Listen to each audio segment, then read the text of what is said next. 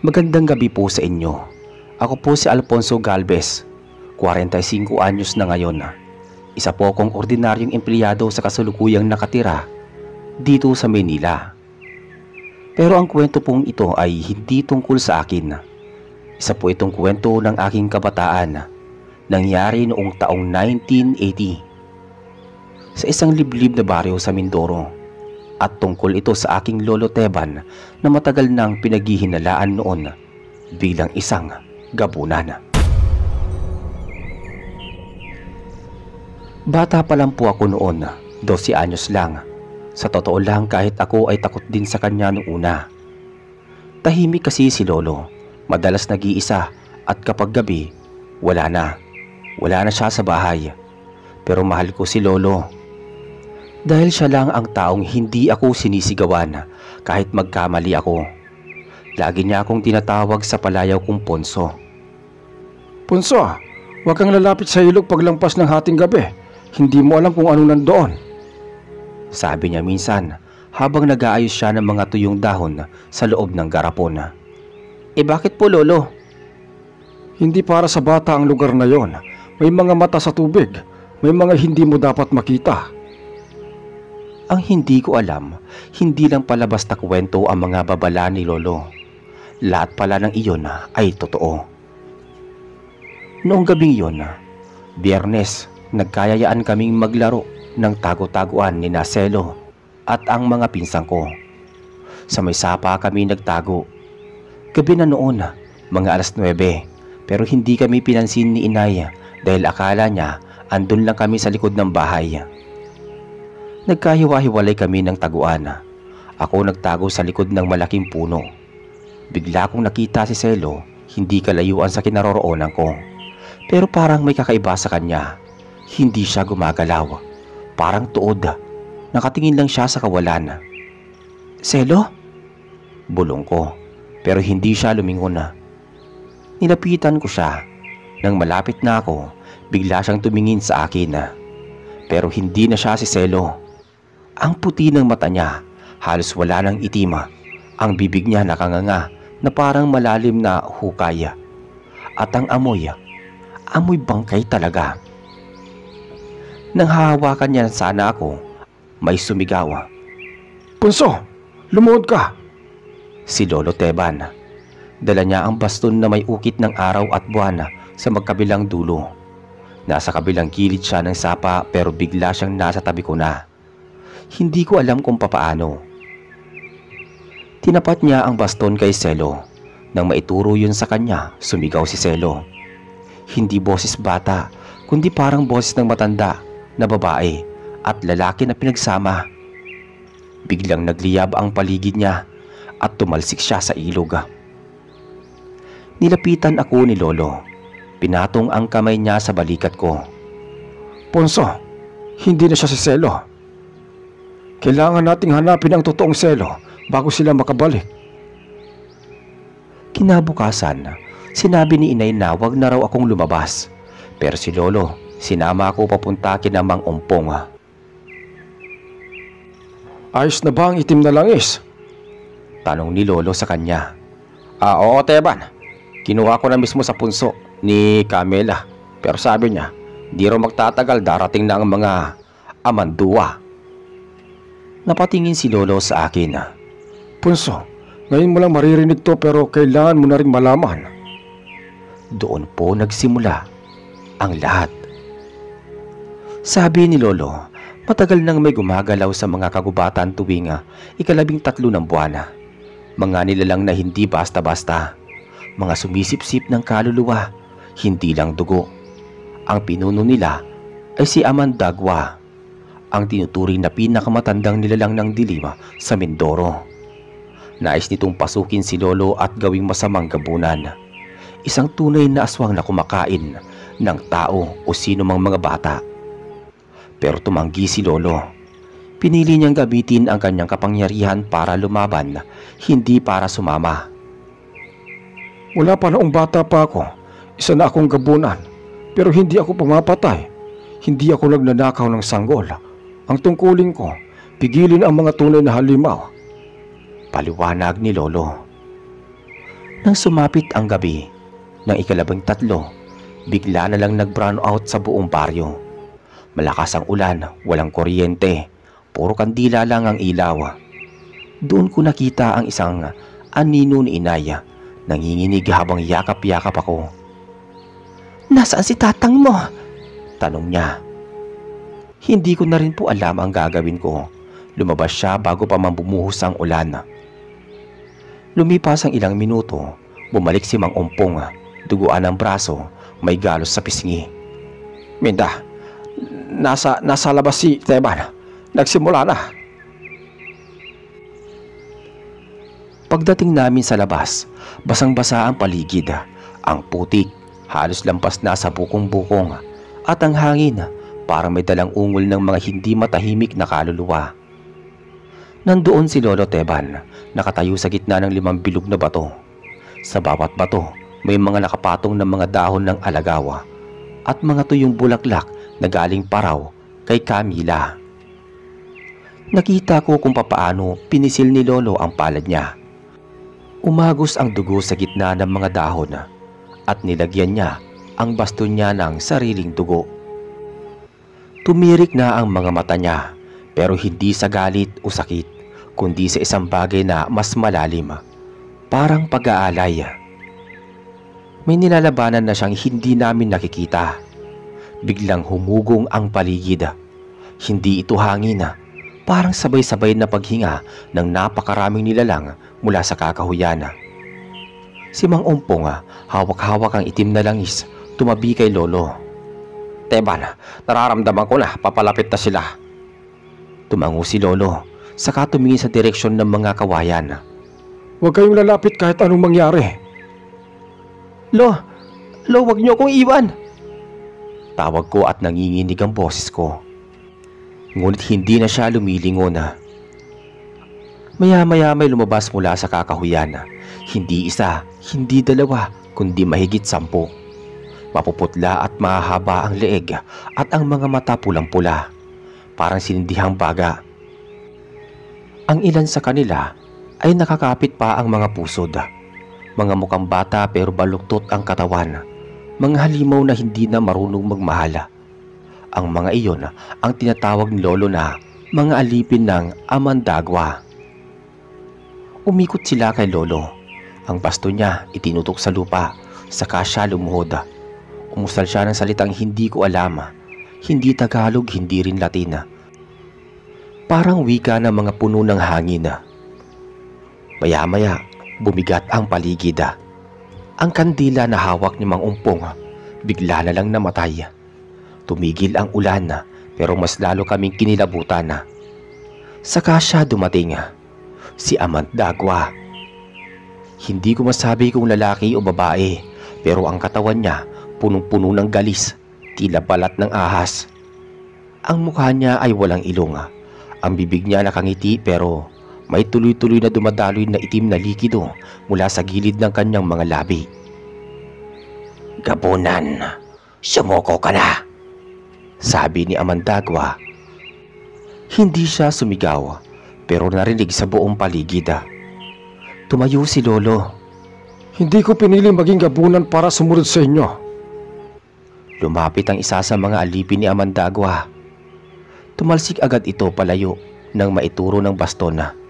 Nagsimula na ang laban. Isang nilalang ang tumalon kay Lolo, pero inikutan niya ito at tinamaan sa leeg. Parang papel lang ang katawan ng halimaw. Sa bawat hampas ng baston ni Lolo, may umiilaw na mga hugis sa ere. Mga simbolo na hindi ko kilala, pero malinaw na makapangyarihan. Habang nangyayari yun, hinila ko si Mang Umpong palayo. "Ponso, huwag kang lalapit. Hindi para sa mata ng bata ang labang to." "Hindi ko iiwan si Lolo." Umiyak si Inay nang marinig niya ang sigaw ko. Dumating siya. Hinahanap ako sa dilim. "Anong ginagawa mo rito, Minda?" Galit na sigaw ni Mang Umpong. "Narinig ko ang sigaw ni Alfonso. Hindi ko siya nakita sa bahay." Biglang sumigaw si Lolo. Tumama sa kanya ang isa sa mga nilalang. Tumagos sa balikat niya ang isang itim na sibat na galing mismo kay Amandagwa. Nadapa siya, Tumutulo ang dugo sa lupa. Naglakad si Amandagwa papalapit. Marami sa inyong gabunan ang bumaliktad. Pero ikaw, Esteban, matigas ang ulo mo. Kung hindi mo ako kayang labanan sa gabi, paano mo ko lalabanan kapag ginamit ko na ang apo mo si Alfonso? Nang marinig ni Lolo yon, tumingin siya sa akin, saka biglang tumayo. Parang wala siyang sugat. Tandaan mo, Amandagwa, hanggat humihinga ako, hindi mo mahahawakan ang lahi ko. Itinayo niya ang baston, itinutok sa langit. May matinis na tunog ang sumunod. Napasigaw ang lahat ng nilalang. Ang mga mata nila biglang nagsilabasan sa kawalan, parang pinunit na tela. Niyakap ako ni inay ng mahigpit. Anak, huwag kang titingin. Pero hindi ako makapikit. Gusto kong makita ang lahat. Maya-maya, biglang nagsalita si Camila. Lumitaw mula sa dilim. Nagsimula na ang paghuhukom, Esteban. Ngayon na ang gabi ng pagpili. Camila, anong ginagawa mo rito? Gulat na tanong ni Mang Ompong. Matagal ko nang alam ang darating na gabi na to. At alam ko, may batang makakakita sa katotohanan. Lumapit si Camila sa akin. Tinapik ang aking noo. Alfonso, anak ng liwanag at anino, tanging ikaw ang makakakita sa dalawang daigdig. Maya-maya, hinimatay ako. Pagmulat ko, umaga na. Nakahiga ako sa banig sa loob ng bahay ni Lolo. Tahimik ang paligid. Wala si Lolo, wala si Mang Ompong, wala si Camila. Lumabas ako at maraming tao sa labas. May pulis, may barangay, may osyoso. Nasaan si Lolo? Tanong ko kaagad. Walang sumagot. Nasaan si Lolo Teban? Ulit ko ng mas malakas. Lumapit si inay, hawak niya ang baston ni Lolo. Basa pa ng dugo sa dulo. Anak, wala na ang tatang mo. Hindi totoo yun. Iniwan niya yan sa harap ng bahay. Saka lang siya nawala. Walang iniwang salita. Wala rin bakas ng sapatos o parang naglaho na parang bula. Isang linggo ang lumipas. Tulala lang ako sa ilalim ng puno ng mangga. Doon ako madalas isinama ni Lolo dati para turuan kung paano mag-ukit ng kahoy. May iniwang kahon doon na nakatago sa ugat ng puno. Binasag ko ang padlock at sa loob may papela. Isang lumang larawan naming dalawa at isang pulseras na yari sa sinulid at buto. May sulat doon at ang nakalagay, Punso, kung kailan handa ka, suotin mo na ito. At tandaan mo, hindi lahat ng gabunan ay halimaw. May ilan sa amin nagpipili ng tama, kahit tinatanggihan kami ng liwanag. Napaiyak ako sa sulat na yon. Hindi ko maintindihan lahat ng nangyayari pero alam ko isang bagay. Si Lolo nilabanan ang kampon ng kadiliman para sa amin. Makalipas ang isang buwan mula nang mawala si Lolo Teban, hindi pa rin siya natatagpuan. Kahit ilang beses nang pinasuyod ang labas, ang kakahuyan sa may sapa at ang lumang punso malapit sa ilog, wala silang nahanap. Ni isang bakas ng tsinelas, dugo o anumang suot. Wala talaga. Pero ako, alam kong buhay pa siya. Alam ko kasi gabi-gabi naririnig ko ang baston niya na tumutunog sa labas ng bahay. Yung tunog na parang may kahoy na tumatama sa bato. Hindi siya nagpakita pero pinapaalala niyang nandyan pa rin siya. Isang gabi habang tulog si inay sa duyan, bumangon ako, suot ko ang pulseras na iniwan ni Lolo. Dahan-dahan akong lumabas ng bahay. Walang buwan noon pero maliwanag ang paligid. Maliwanag hindi dahil sa ilaw, kundi dahil sa mga alitap-tap na parang sinadyang gabayan ako. Naglakad ako papunta sa lumang punso kung saan nagkita sina Lolo at Camila dati. Nang makarating ako doon may nakaupong babae sa tabi ng punso. Si Camila. Alfonso, handa ka na bang makinig? Umupo ako sa tabi niya. Ano po bang totoo, Camila? Totoo po ba talaga na lahat ng nangyari? At nasaan si Lolo? Ang gabunan ay hindi lang ang nilalang, isa itong panata. At ang panatang yan, kailangan ipasa kung ayaw mo tuluyang lamunin ang dilim. Panata? Tumango siya. Pinili ni lolo mo na gamitin ang kanyang sumpa para sa kabutihan. Pero hindi habang buhay ang panata. Kailangan may susunod sa yapak. Hindi ako nakapagsalita. Kung hindi ikaw, Alfonso, baka ang lahi mo susunod sa'yo ang mahulog sa kamay ng kadiliman. Biglang lumamig ang hangin. May mga alitap-tap na nagsitakbuhan sa ere. Ang paligid unti-unting nagdilima. Tumayo si Camila. Ngayon ang 13 ng buwan, darating muli ang mga nilalang ng Amandaga. Pero hindi sila para kay Teban. Para sa'yo na sila. Bakit ako? Hindi mo na kayang baliwalain ang dugo na nananalaytay sa'yo. Gabunan ka rin, Alfonso. Pero ang tanong, alin ang pipiliin mo? Nang makauwi ako, tahimik lang ako sa bahay. Hindi ko sinabi kay inay ang tungkol kay Camila. Ilang araw akong walang imik. Si Mang Umpong minsang dumalaw at binigyan ako ng maliit na supot. May laman itong pinatuyong dahon, sinulid na pula at maliit na salamin. Sabi ni Camila, ikaw na raw ang bantay ngayon. Bulong niya. Anong bantay? Tanong ko. Bantay ng daan sa pagitan ng mundo natin at mundo ng mga nilalang. Nagsimula na ang pag-usbong. Hindi mo na kailangan tanggihan. Bakit hindi mo ba nararamdaman? At doon ko na nga napansin ang pagbabago. Tuwing alas 12 ng gabi, naririnig ko ang mga yapak sa bubong kahit wala namang pusa. May mga kung anong dumadaan sa gilid ng bintana, pero pagsilip mo, wala namang tao.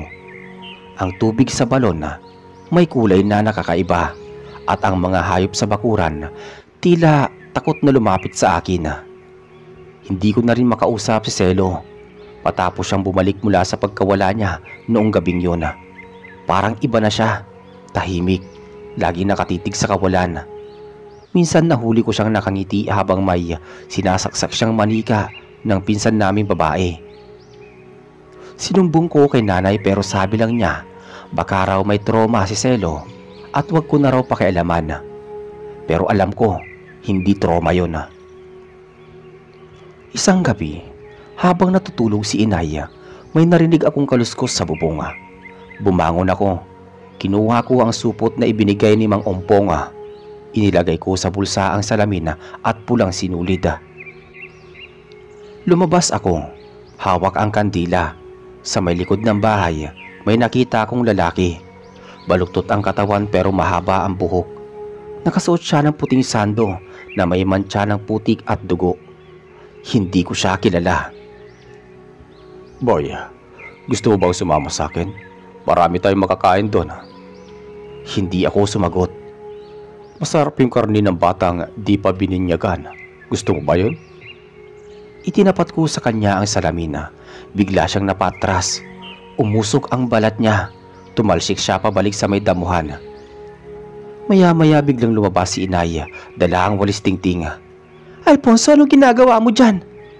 Inay, huwag po kayong lalapit. Hindi yan tao. Pero hindi siya nakinig. Tumakbo siya papunta sa akin. Paglapit niya sa lalaki, biglang tumakbo ito papalayo at tumalon sa likod ng bakod. Hingal na hingal ako. Nilapitan ko si inay at niyakap. Ano ba yan, anak? Inay, dumarating na po sila. Sabi ko naman dito.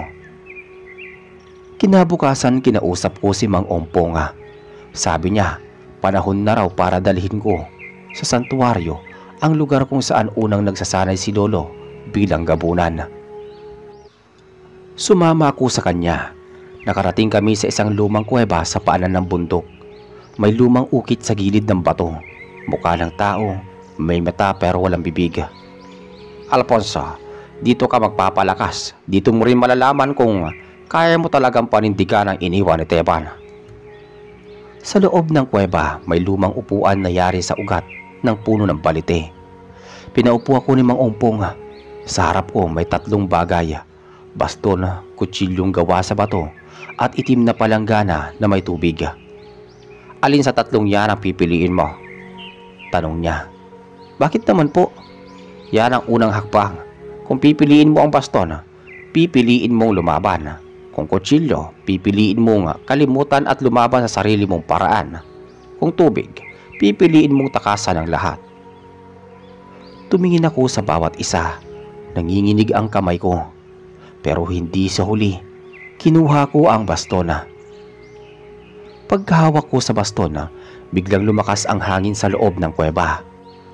Umikot ang tubig sa palanggana kahit walang humihipo. Ang mga ilaw ng alitaptap sa kisame ng kuweba nagliwanag. Umalingaw-ngaw ang boses ni Lolo. Punso anak, anak ng lahi ko. Hindi lahat ng ipinanganak sa dilim ay nakatadhana sa kasamaan. Tumulo ang luha ko. Naramdaman ko ang kamay ni Lolo sa aking balikat kahit wala siya roon. Hindi ko alam kung papaano pero sigurado akong nasa paligid lang siya. At dito na nga. Natanto ko ang lahat. Hindi na ako ang dating Alfonso na takot sa dilim. Ako na ngayon ang bantay sa pagitan ng tao at ng mga nilalang na gustong pumasok sa ating mundo.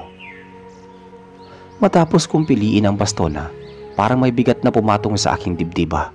Hindi takot, hindi kaba, kundi parang responsibilidad na alam kong hindi ko na pwedeng takasan pa. Si Mang Ompong tahimik lang na nakatingin sa akin habang pinagmamasdan ang baston na hawak ko sa aking kamay. Gawa ito sa isang klase ng kahoy na parang hindi kinakalawang na panahon. Sa dulo may ukit na simbolo. Hindi ko alam ang ibig sabihin pero parang pamilyar. Parang nakita ko na to dati sa aking panaginip. Alfonso, mula ngayong gabi, ikaw na ang bantay. Hindi lang basta tagapagmana. Ikaw na ang gabunang tatayo sa pagitan ng daigdig natin at mundo ng mga nilalang ng dilim. Pero hindi ko alam kung dapat kong gawin. Matuto ka at magsisimula na yan ngayong gabi.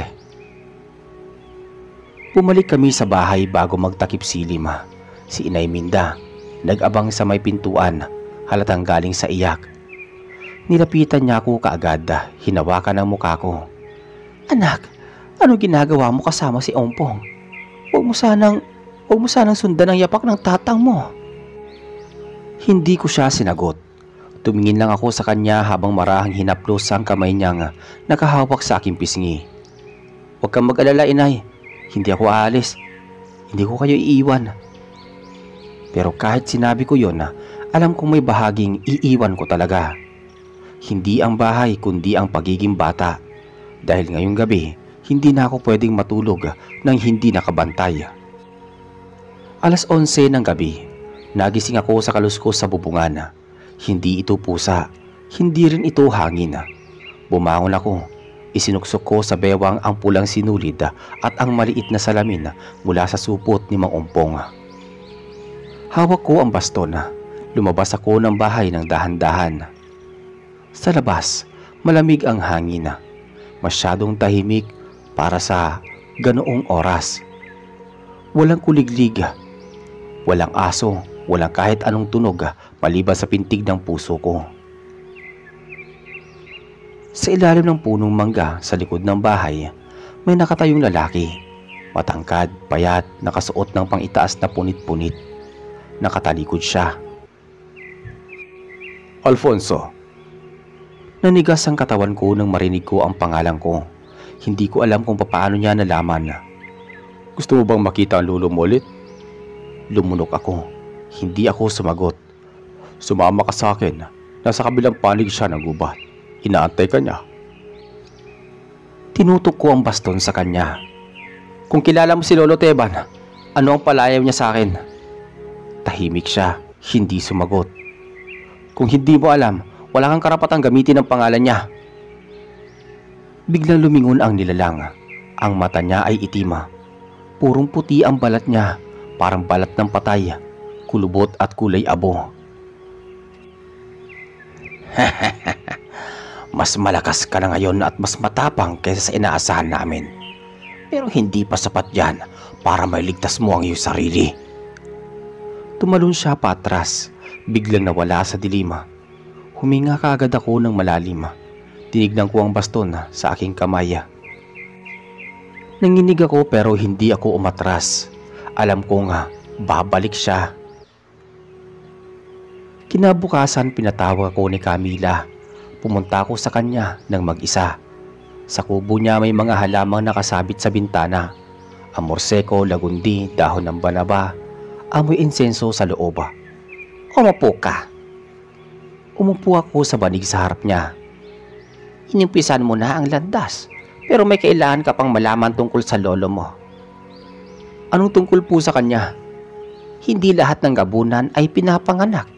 May iba pinili at si Esteban pinili rin. Pero hindi lang siya ang pinili. Siya ang isa sa ilang nakalaban. Si Amandagua, nang harap-harapan at nabuhay pa. Tumangulang ako. Pero ang presensya ni Amandagua hindi pa rin nawawala. Naglilihim siya sa katahimikan. Nagkukubli sa balat ng tao at isa sa mga kilala ko, pinasok na niya. Napakunot ang noo ko. Po, sino naman po? Hindi ko pa masasabi, pero kailangang matuto kang makakita. Kaya ngayon, bubuksan natin ang paningin mo. Ipinikit ko ang mata ko habang pinapahiran ni Camila ng langis ang aking noo. Naramdaman kong umiinit ang paligid, parang may binubulong sa tenga ko. May narinig akong sumisigaw mula sa malayo, pero hindi ko alam kung saan galing. Pagmulat ko, nabigla na lang ako. Ang paligid ng kubo ay iba na. Ang mga halaman kumikilos. Ang pader parang humihinga. Si Camila, iba na ang anyo. Hindi pangit, kundi maliwanag. Parang siya'y hindi albularyo kundi diwata. Ngayon, makikita mo na sila sa tunay nilang anyo. Tumango ako at naramdaman ko ang bigat ng baston sa aking kamay. Bumalik ka na sa inyo, Alfonso. Malapit nang bumalik si Amandagua.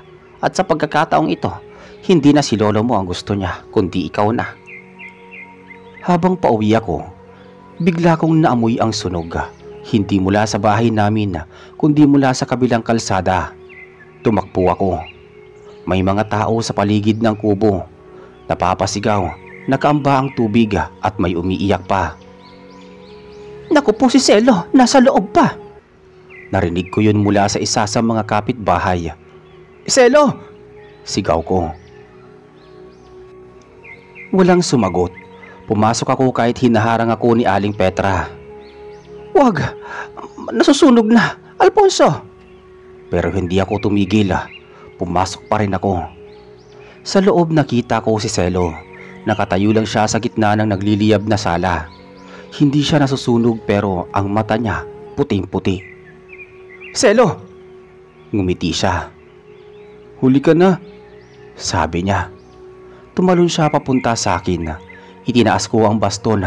Tumama siya rito at tumilapo na. Tumama ang likod niya sa dingding, ngunit imbis na masaktan, natawa lang siya. Hindi mo pa alam kung sino ang tunay mong kalaban, Alfonso. Bigla siyang naglaho.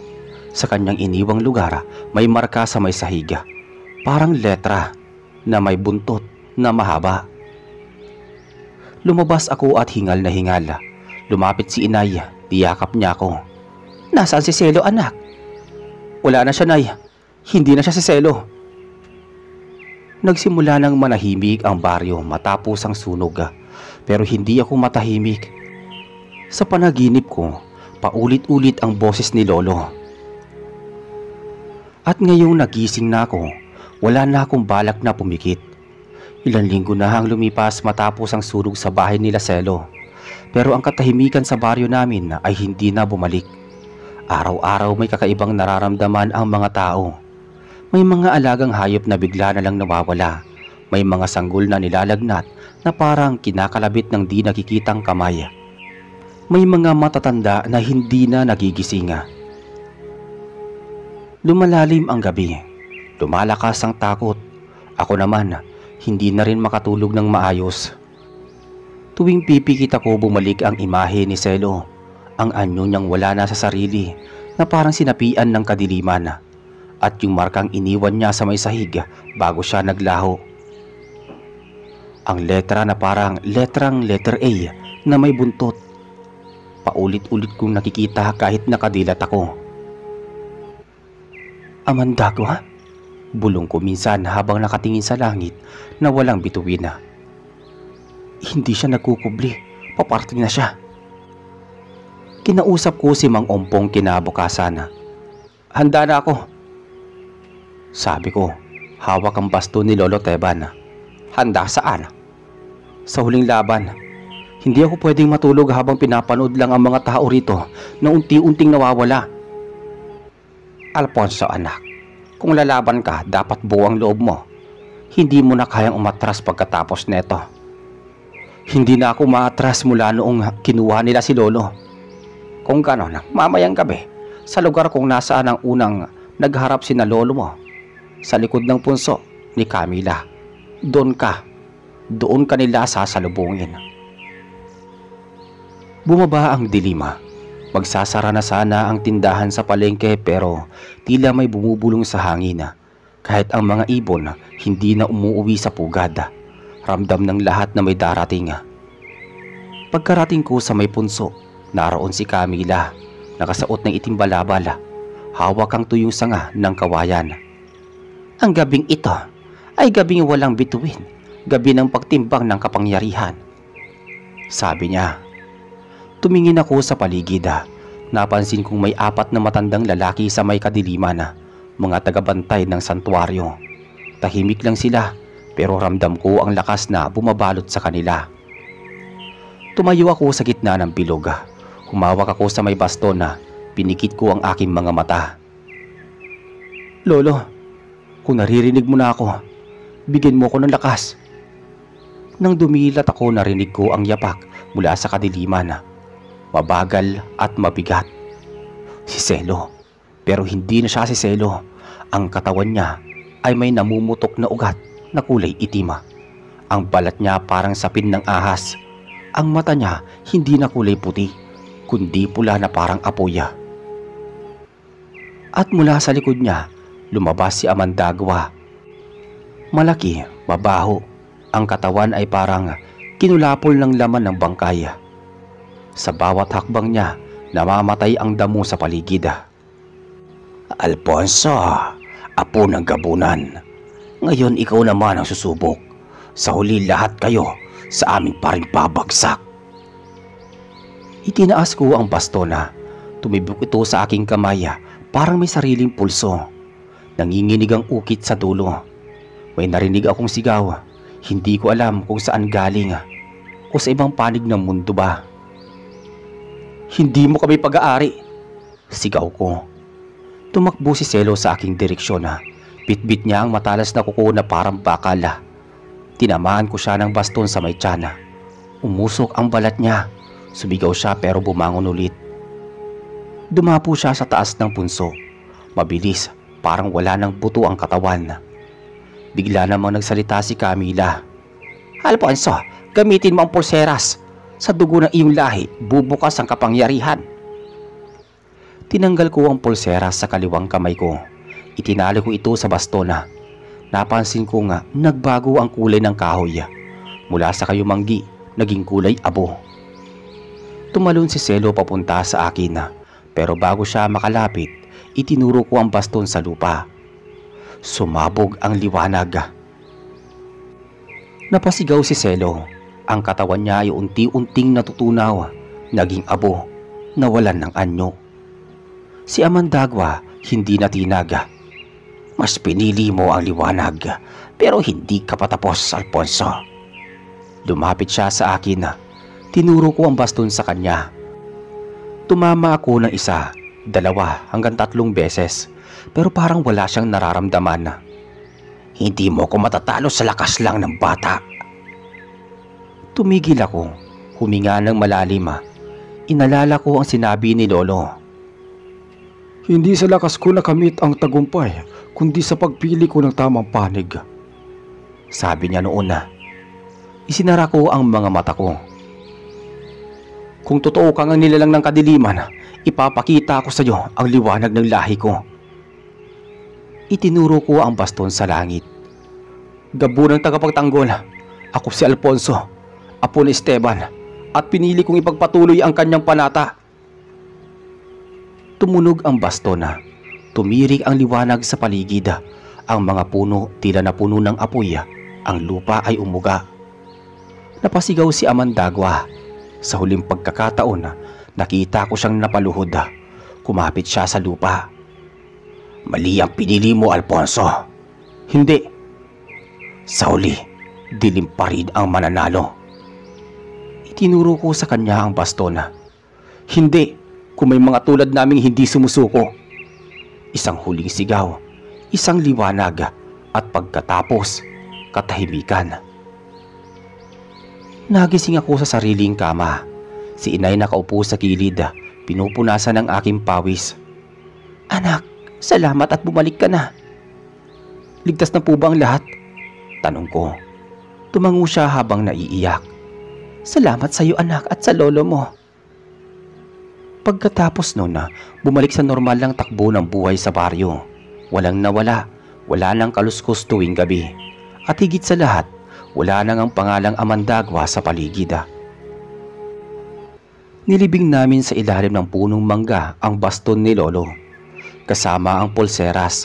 At sa tuwing uupo ako doon parang naririnig ko pa rin ang boses niya at nagsasabing, Hindi lahat ng gabunan ay halimaw. Minsan, sila ang tunay na tagapagligtas ng bayan.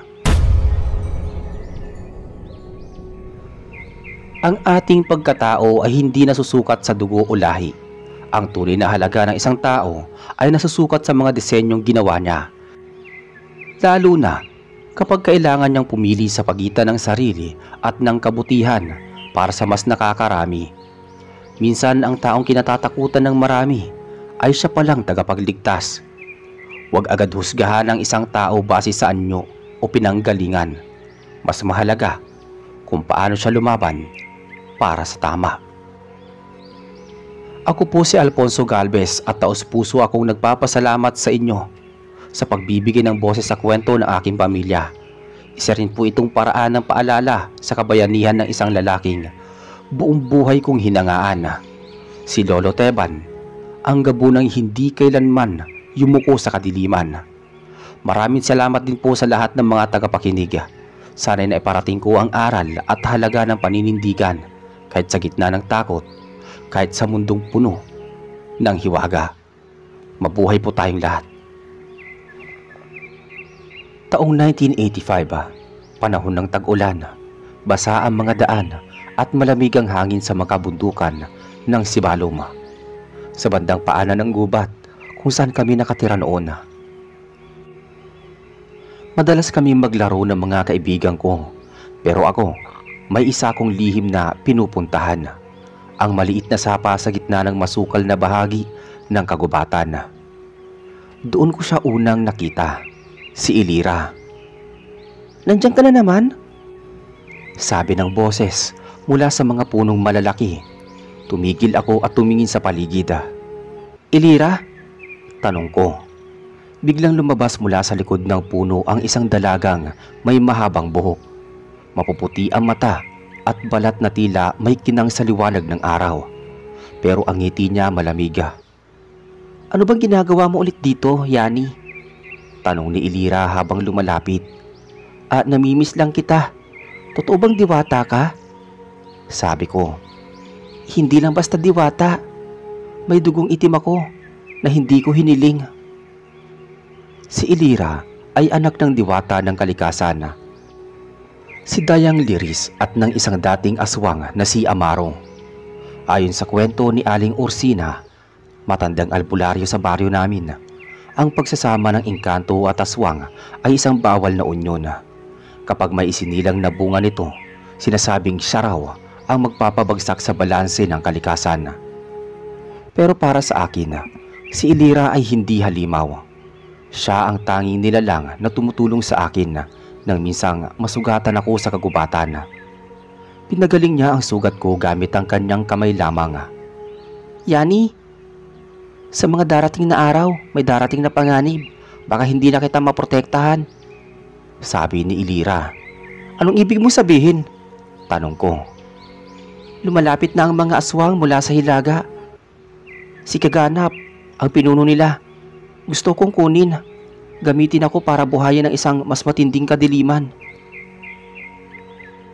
Sa mga sumunod na araw na linggo, unti-unting nag-iba ang ihip ng hangin sa Sibalom.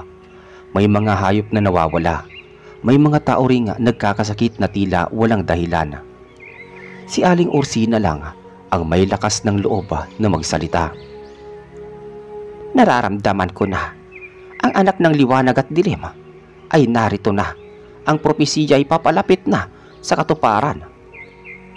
Nang gabing yun na dumating ang mga aswang. Ang langit ay kulay abo at may kidlat na sunod-sunod. Ang mga sigaw ng mga taga-baryo ay naghalo sa mga ungol ng mga nilalang na lumilipad at mabilis na tumatakbo. Nakita ko si Turan, ang batang mandirigma sa aming lugar. May hawak na itak at pinuprotektahan ang mga tao. Ngunit nang makita niya si Ilira sa gitna ng gubat na may kumikislap na pakpak sa likod at mata na nagliliwanag sa dilim, bigla siyang tumigil. Aswang! Sigaw ni Turan sabay hablot sa kanyang itak. Hintay! Hindi siya kalaban! Sabi ko naman. Ngunit hindi siya nakinig.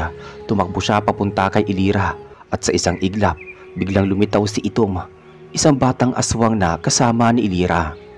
Tinabig niya si Turan at sa halip na umatake, niyakap ni Itom ang dalaga. Ililigtas kita, Inay Ilira!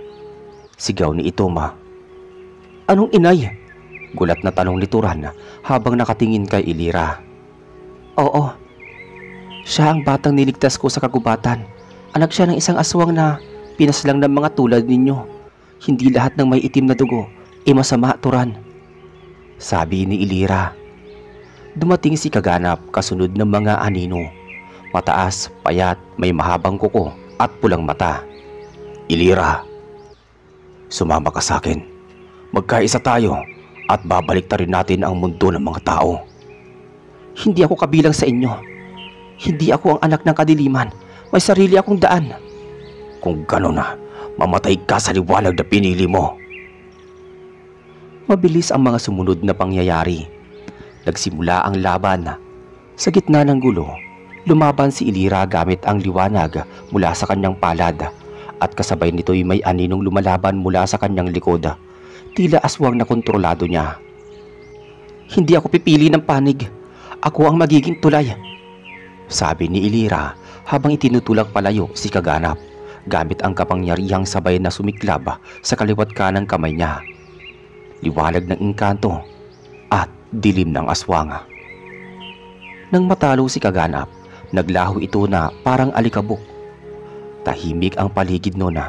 Ang mga aswang ay nagsitakbuhan. Si Turan ay lumapit kay Ilira. Duguan ngunit buhay. Ikaw ang nilalang na sinasabi sa propesiya. Oo, pero hindi ako ang sisira sa inyo, kundi ang magliligtas. Pagkatapos ng gabing yun, si Ilira ay hindi na muling nakita sa Sibalom.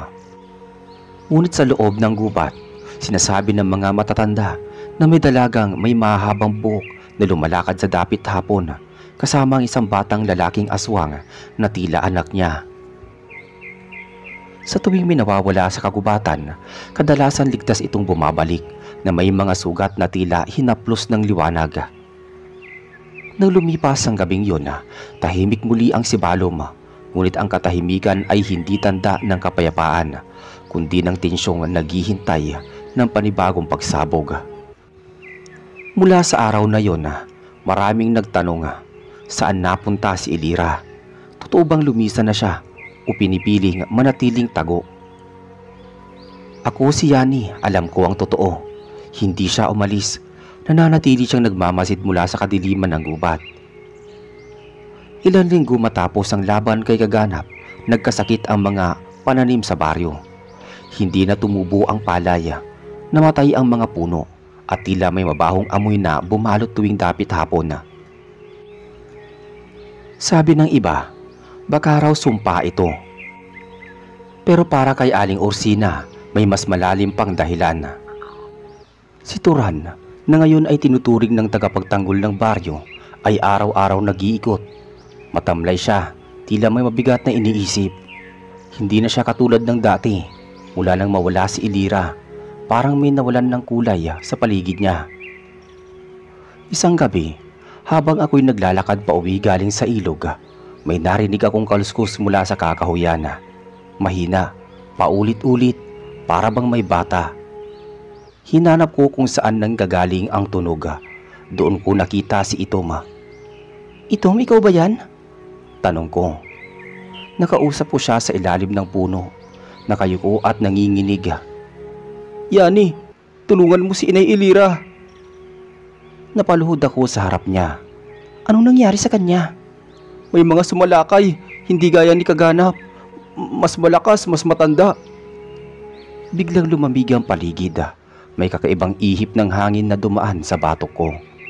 Hinawakan ko si Itom at dinala ko siya kay Aling Ursina. Habang ginagamot si Itom, nagsalita si Aling Ursina.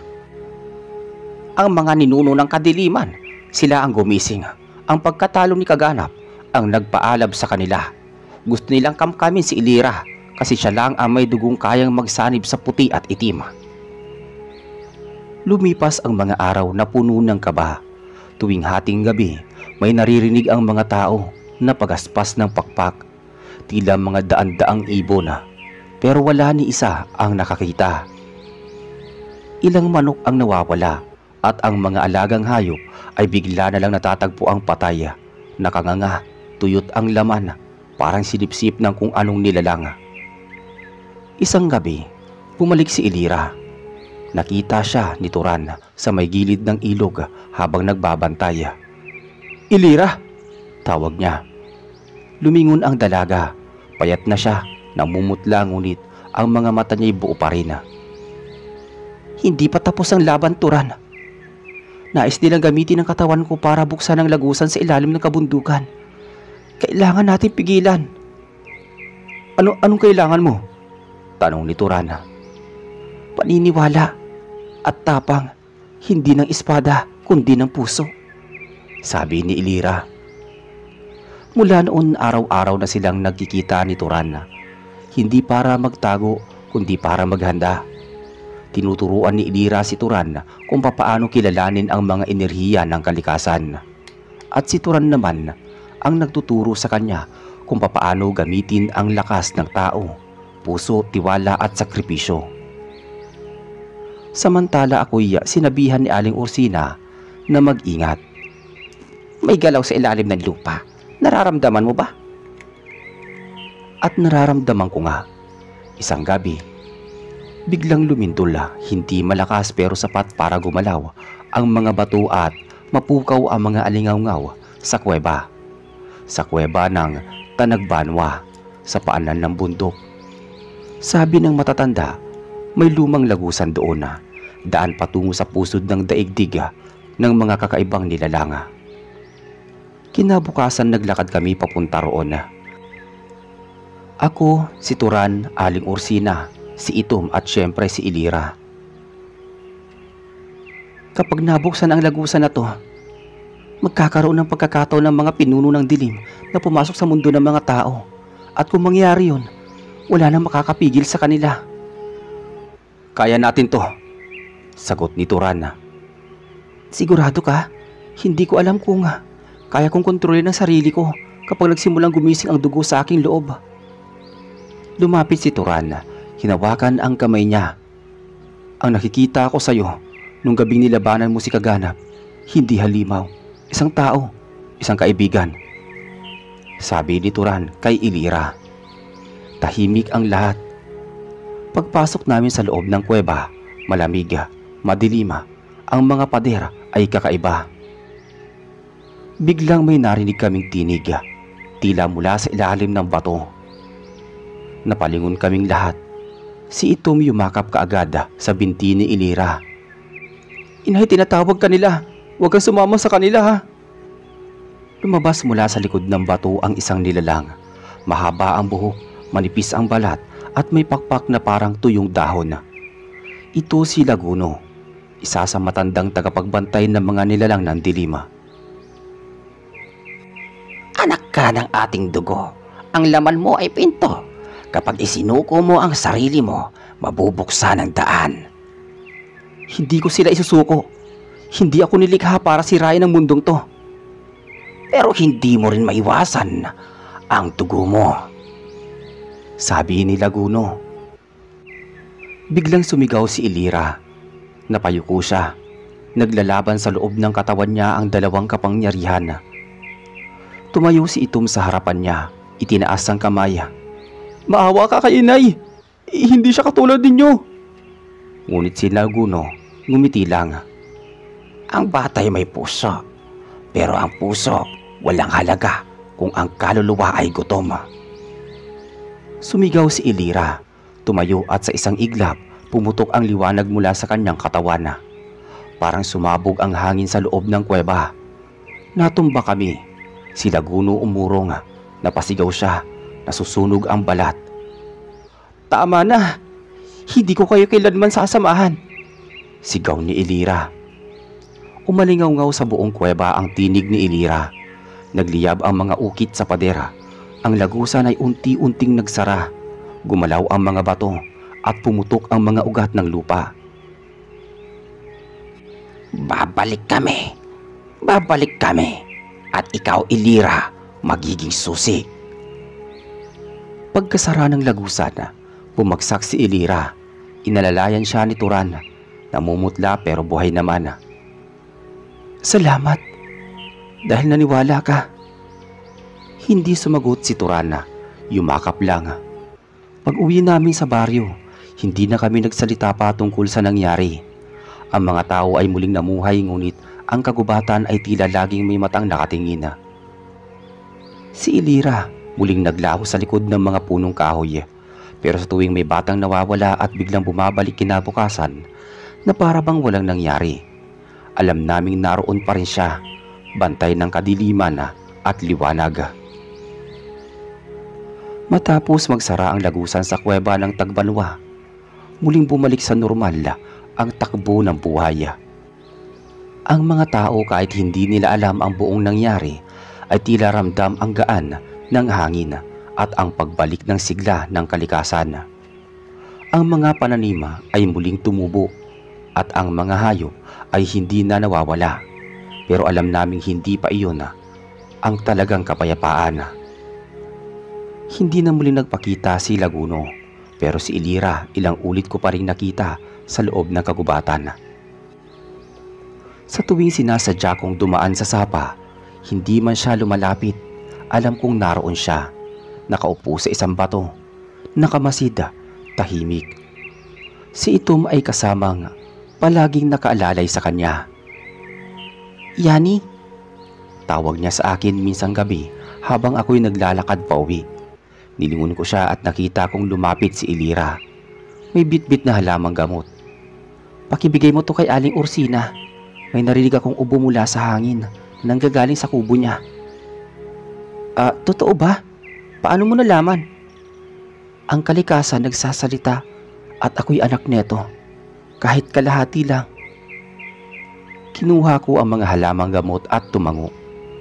Alam mo, Ilira, gusto ko pa rin ng maraming tao rito. Kahit hindi sila sigurado kung ano ka. Kasi niligtas mo kami, sabi ko. Ngumiti si Ilira. Hindi nila kailangan maintindihan ako. Basta ligtas sila, sapat na yon. Ilang buwan ang lumipas. Minsan, may balita kaming natanggap na may batang babae raw na tinangkang dukutin ng kung anong nilalang sa may bahagi ng ilog, doon sa bandang walang kabahayan. Ayon sa kwento ng bata, may anino raw na lumapit sa kanya, may pakpak, ngunit bago siya mahila, biglang may liwanag na dumaan sa kanyang harapan at napalayas ang nilalang. Si Ilira yun, pinoprotektahan pa rin niya ang bayan. At gagawin niya yon hanggat kaya niya. Pero may hangganan ng bawat tagapagbantay. Kapag naubos na ang liwanag, maglalaban ang dugo sa loob niya. Minsang gabi, bumisita sa akin si Itom. Laking gulat ko nang bigla siyang sumulpot sa may bintana namin. Yani, gising ka pa? O anong ginagawa mo rito? Delikado sa labas, sagot ko habang binubuksan ang bintana. May paparating. Mas malakas pa kinakaganap at laguno. Ha? Anong ibig mong sabihin?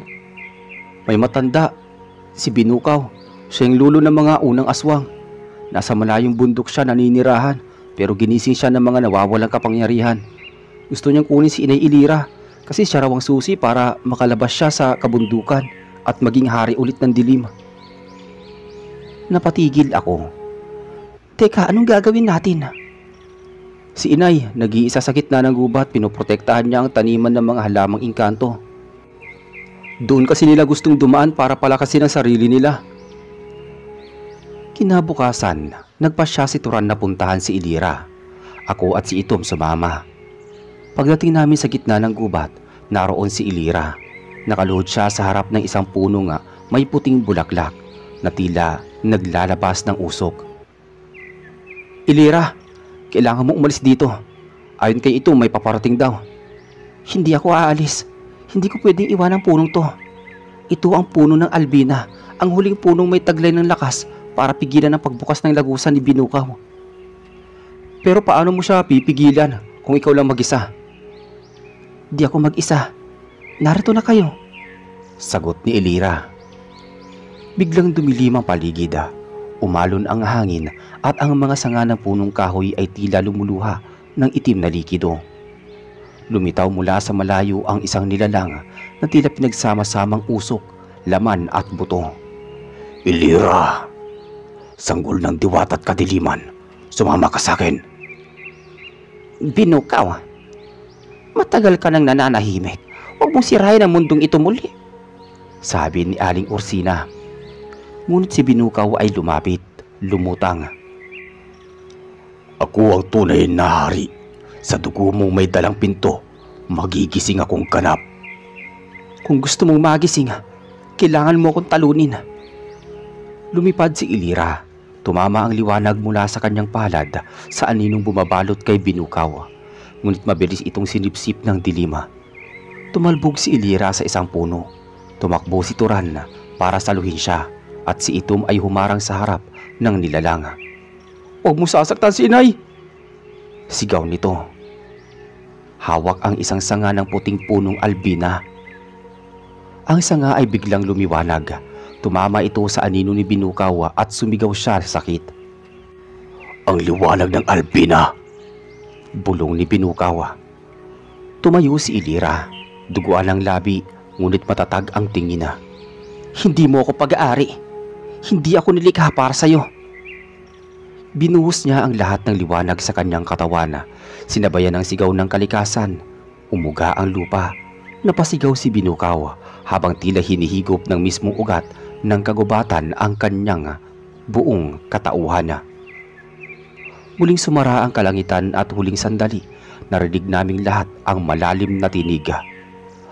Babalik ako! Pagbagsak ni Ilira, sinalo siya ni Turan. Ako naman ay tumakbo papalapit habang si Itom ay umiiyak sa gilid. Alam kong may darating pang kapahamakan, ngunit hindi rin ako susuko. Mahinang sabi ni Ilira. Ilira, hindi ka kailanman naging halimaw sa aking paningin.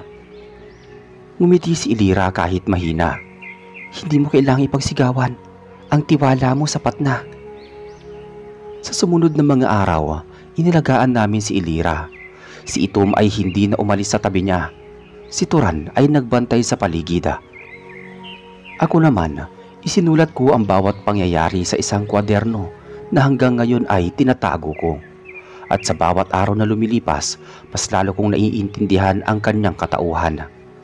Hindi siya nilikha para manirahan lang sa pagitan ng liwanag at dilim. Si Ilira ay nilikha para pagsamahin ito. Para ipakita sa ating lahat na minsan, ang pinakamalalim na kadiliman ay matatalo ng liwanag ng isang pusong may tapang, mapagmahal, kahit siya man ay tinatawag ng iba na halimaw. Sa paglipas ng mga linggo, bumalik ang sigla ni Ilira. Bagamat may bakas pa rin ng pagod sa kanyang muka, ang kanyang presensya ay tila muling nagbigay ng panatag na pakiramdam sa paligid. Si Turan ay laging nasa kanyang tabi, tahimik na tagapangalaga. Si Itom naman mas naging masigla, pero hindi na siya gaya ng dati. Tila mas mulat na siya sa bigat ng mundo sa paligid niya. Sa baryo, hindi na rin ganoon kaingay ang mga bulong-bulungan tungkol kay Ilira. Hindi matanggap ng lahat, unti-unti na ring nawawala ang takot sa kanya. Marahil ay dahil sa mga milagro.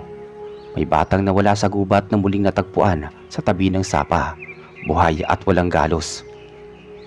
May matandang bulag na bigla na lang nakakita matapos matulog sa ilalim ng punong albina.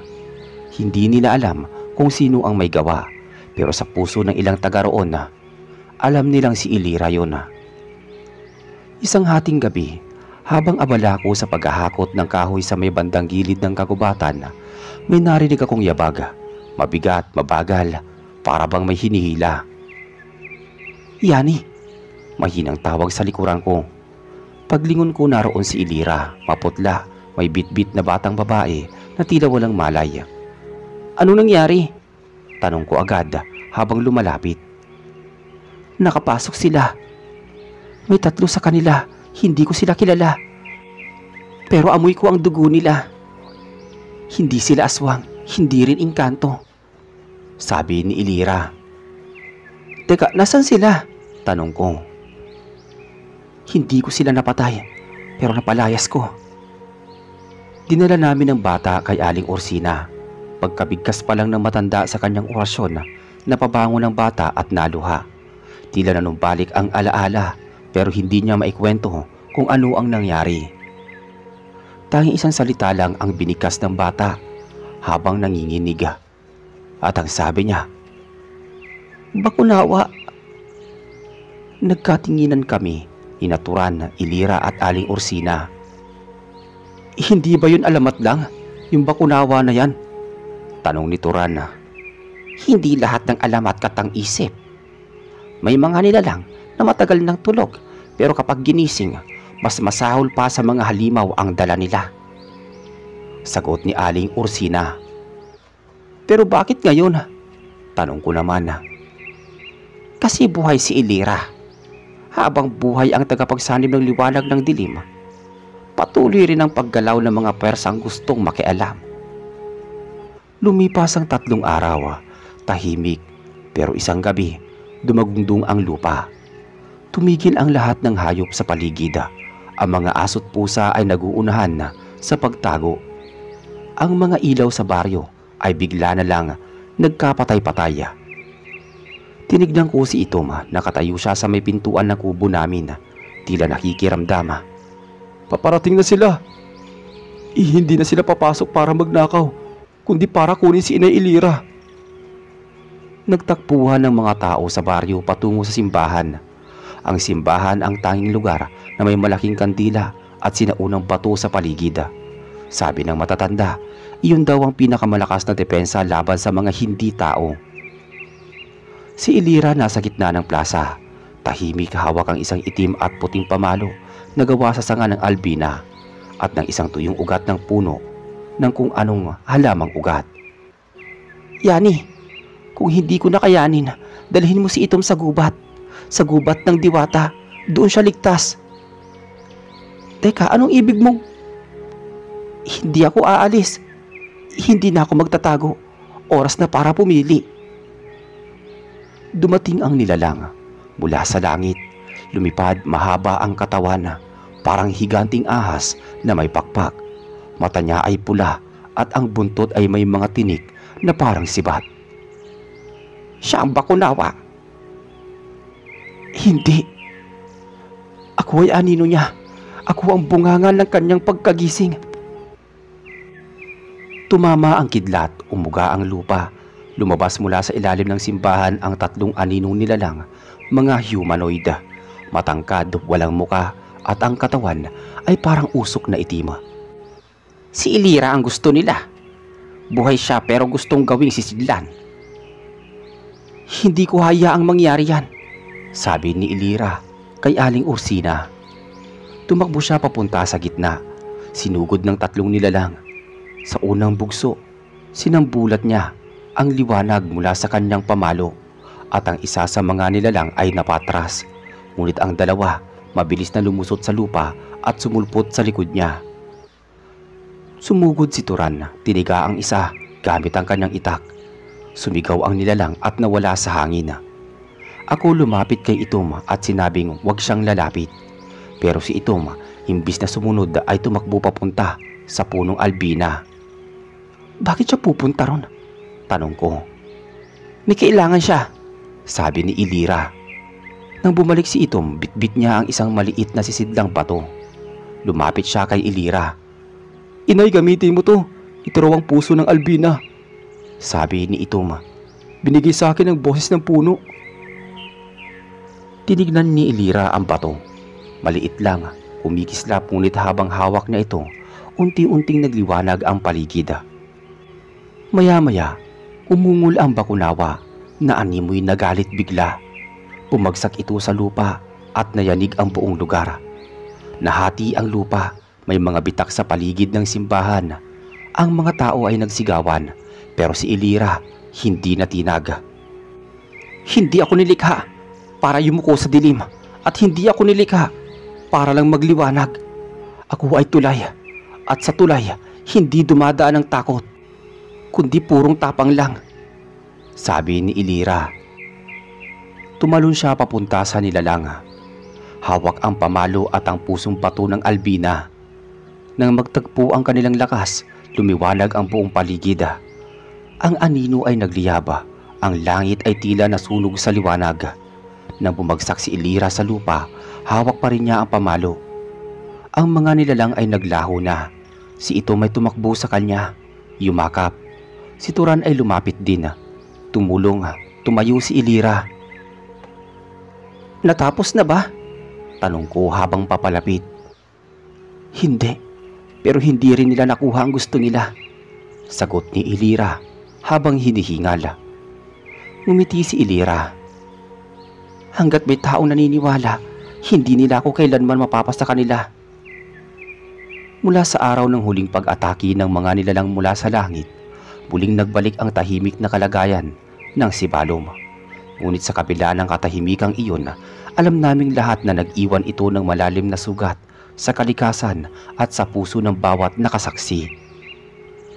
Si Ilira, bagamat nagtagumpay na labanan ang panganib na dala ng nilalang, na isang bakunawa, ay tila humina ang katawan. Ang balat niya ay pumuti ng kaunti, at ang liwanag sa kanyang mga mata ay hindi nakasintindi ng dati.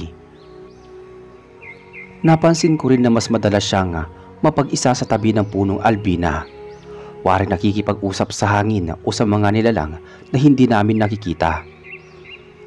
Isang gabi, habang kami ni Itom ay nag-uusap sa labas ng kubo ni Aling Ursina, bigla siyang napahawak sa dibdib. Nararamdaman mo yun, Yani? Bulong niya. Anong ibig mo sabihin? Tila may nawawala, parang may dahan-dahang kumukuha sa liwanag ng inay ko. Napalingon ako sa punong albina. Nandoon si Ilira, nakaupo sa paanan ng puno.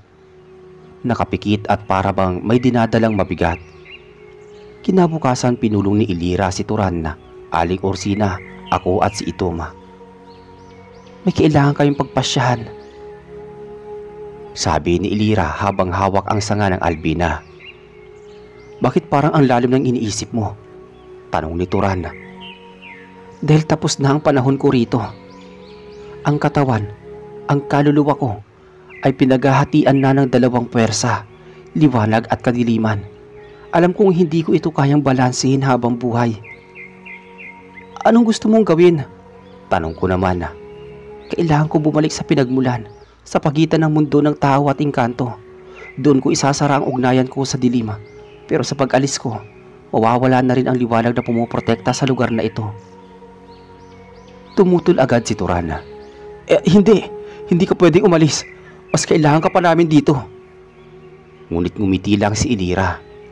Hindi ko nais ang pamamaalam, pero kung ang pagpapaalis ko ang magiging simula ng paghilom ng mundo, gagawin ko. Umakyat kami kinabukasan sa pinakamataas na bahagi ng bundok, sa tinatawag nilang talampas ng daluyan. Sabi ng matatanda, doon unang bumaba ang mga diwata para makisalamuha sa tao, at doon din isasara ng mga sinaunang tagapangalaga ang mga lagusan patungo sa mundo ng mga nilalang. Habang nasa itaas, hinawakan ni Elira ang puso ng Albina na ibinigay sa kanya ni Itom noong labanan nila ang Bakunawa. Dahan-dahan niya itong inilagay sa gitna ng batong bilog na tila altar ng mga engkanto. Lumakas ang hangin, kumislap ang langit, ang lupa ay tila humina. Lumapit si Itom. Inay, hindi ba ako pwedeng sumama sa'yo?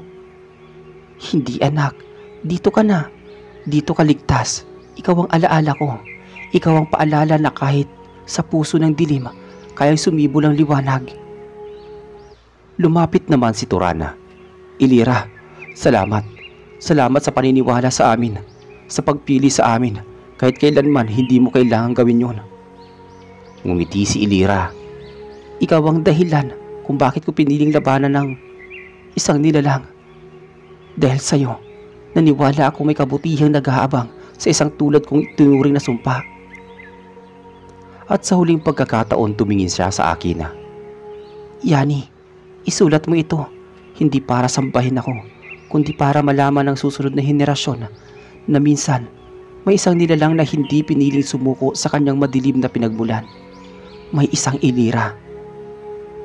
Tumayo siya sa gitna ng bilog. Binuka ang mga palad mula sa kanyang katawan. Sumambulat ang liwanag. At magkahalo ang liwanag at dilim. Umikot, sumasayaw sa hangin. Tumama ito sa kalangitan, sa mga lupa, sa mga ugat ng puno at sa tubig ng ilog.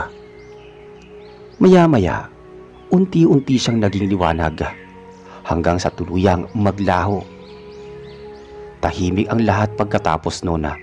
Walang salita, wala ni isa mang umiyak, sapagkat ang katahimikan na ang pinakamataas na pagpupugay sa isang nilalang na nagtaya ng lahat kahit hindi siya tanggap ng mundong ito. Lumipas ang mga taon na ako ay tumanda na rin. Si Itom ay naninirahan sa Sibalom at naging manggagamot. Hindi siya umalis sa tabi ng punong Albina. Si Turan piniling manatiling tagapagbantay ng baryo. Si Aling Ursina ay pumanaw sa kanyang pagkatanda. At binanggit niya ang salitang, ang anak ng liwanag at ang dilim ay hindi lang alaala.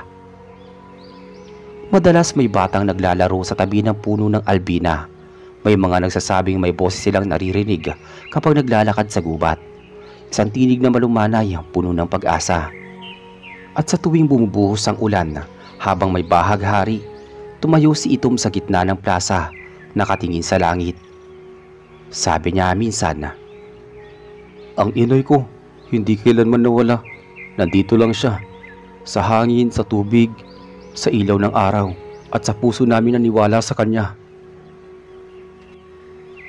Ang kwento ni Elira ay paalala sa atin ng ating pinagmulan, mabuti man o masama, ay hindi kailanman dapat maging hadlang upang piliin natin ang tama. Lahat tayo ay may bahagi ng liwanag at dilim sa ating pagkatao. Ngunit sa bawat araw, binibigyan tayo ng pagkakataong piliin kung alin ang yayakapin natin. Maraming salamat po sa inyong pakikinig sa ating kwento ngayon. Ingat lagi. Ako nga po pala si Eladio. 57 na ako ngayon pero hindi ko makakalimutan ang gabi ng taong 1996, gabi ng katotohanan, gabi ng mga gabunan. Noong mga panahong iyon, tahimik pa ang baryo namin sa Bicol. Ang mga tao abala lang sa pagtatanim ng palay, pangingisda at pakikipag-inuman tuwing may pista. Pero nang magsimula ng may mga hayop na makita sa paligid na walang bituka at may mga taong bigla na lang nawawala, saka nagsimula ang bangungot. Anong sabi mo? May bata na namang nawawala? Tanong ni Kapitan Merced habang hawak ang radyo. Oo, Kapitan. Anak daw ni Mang Paul. Uling nakita papunta sa poso. Sagot ni Mando.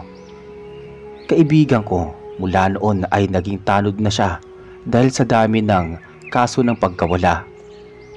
Napatitig ako sa bintana ng kubo ko habang pinagmamasdan ang mga ilaw ng lampara sa bawat bahay. Tahimik ang paligid pero may kakaibang dampi ang hangin.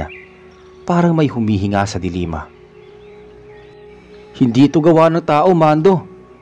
Sabi ko sa kanya nang magkita kami sa kanto. Tumango si Mando.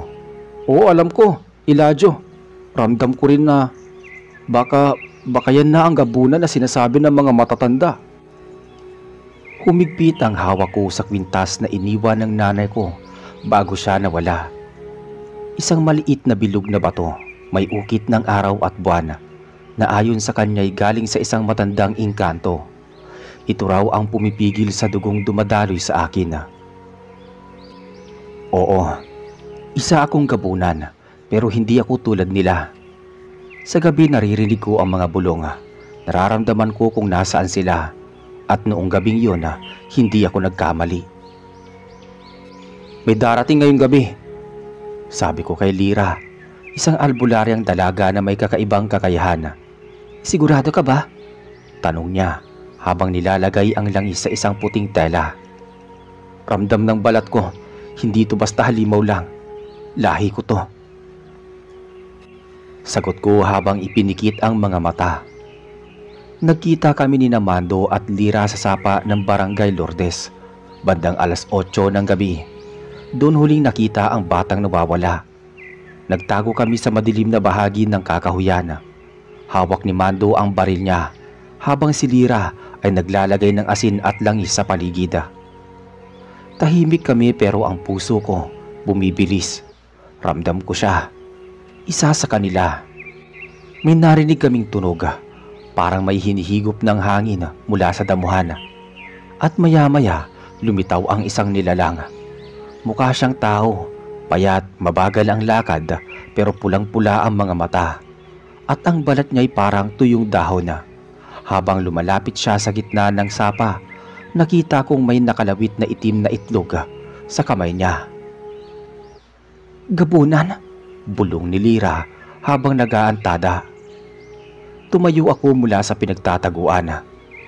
Ako ang hanap mo, hindi sila, sabi ko rito. Tumawa ang nilalang. Eladio, akala ko ba't hindi ka nababalik sa lahi natin? Napakuyom ako. Hindi ako kailanman sumama sa inyo. Biglang nagbago ang anyo ng nilalang. Naging mas malaki, bumilog ang katawan at lumabas ang mahabang dila.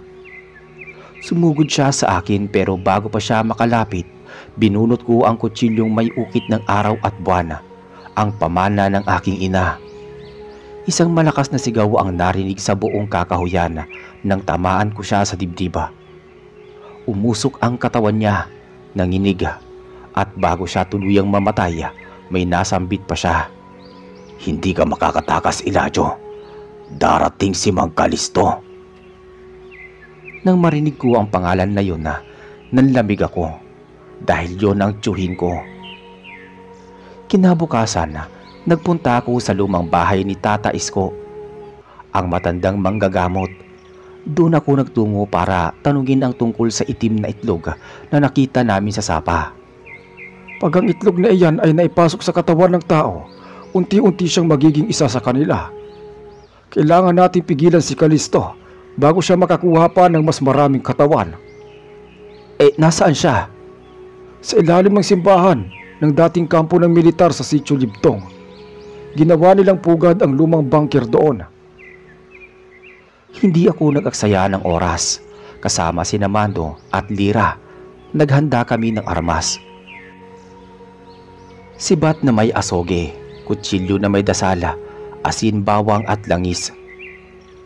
Hindi kita pababayaan, Eladio, sabi ni Mando.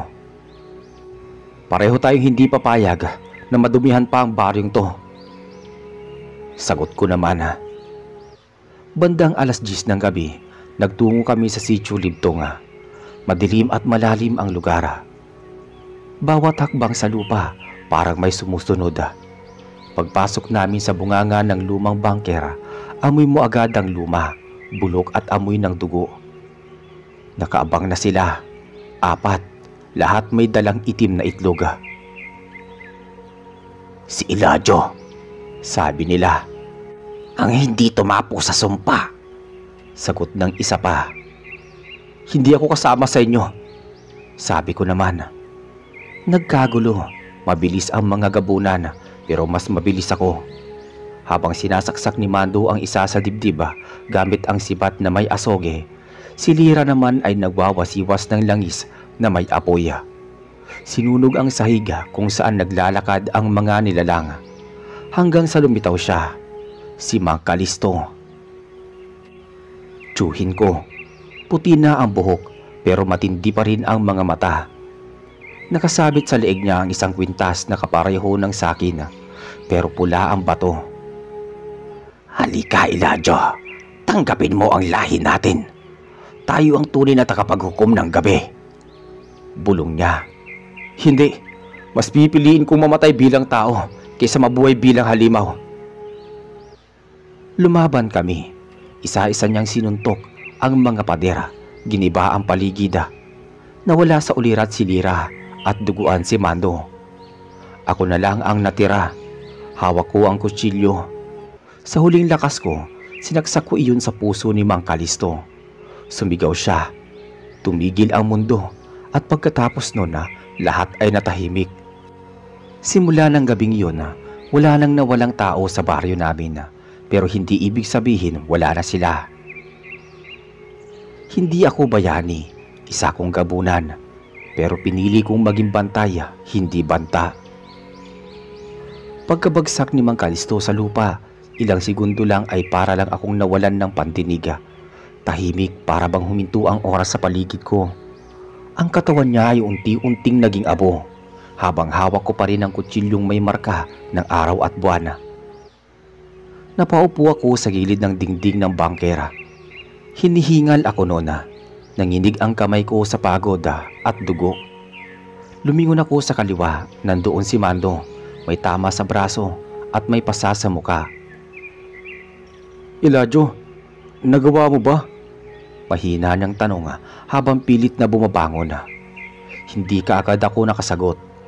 Tinapik ko lang siya sa balikat, tapos sinabi ko tapos na. Dali-dali naming nilapitan si Lira na wala ng malay. May gasgas siya sa sintido at may bahagyang sugat sa binti. Kinuha ko ang langis sa kanyang bewang at pinahira ng sugat niya. Mando, buhatin mo siya. Kailangan natin makaalis dito bago pa may dumating na iba. Utos ko.